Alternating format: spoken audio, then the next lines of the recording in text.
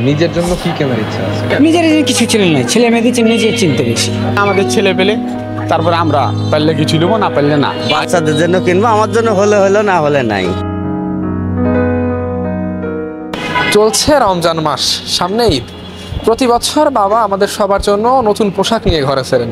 তবে নিজের জন্য কি কিনছেন বাবা, চলুন জানার চেষ্টা করি।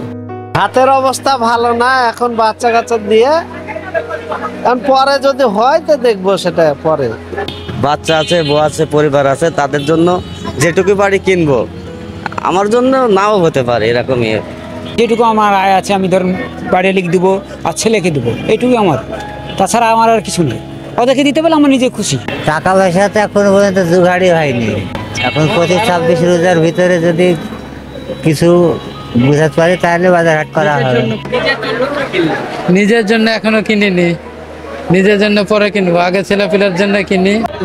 আমাদের যখন বাচ্চা ছিলাম তখন আমাদের বাবারাও কিন্তু আগে আমাদেরকে দিয়েছে, তারপরে উনারা নিয়েছে। এখন আমাদেরকেও চিন্তা করতে হবে, আগে আমাদের ছেলে পেলে তারপরে আমরা পারলে কিছু নেবো, না পারলে না। আগে তো ছেলে পেলে, তাহলে তারা 5টা মানুষের সাথে চলবে ফিরবে, ওদেরকে দিতে হবে আগে। সব বাবারাই এমনই মনে করে, আমিও ঠিক তাই ভেবেছিলাম। কিন্তু গতকালকে আজকে আমার ছেলে ঢাকা থেকে এসছে, তো ওর আম্মা বললো যে ছেলে আসার পরে যদি শুনে যে বাবা কিছু কিনে নিয়ে মন খারাপ করবে, যার জন্য গতকালকে একটা আমি ফতোয়া নিয়েছি। বাচ্চাদের জন্য কিনবো, আমার জন্য হলে হলো, না হলে নাই।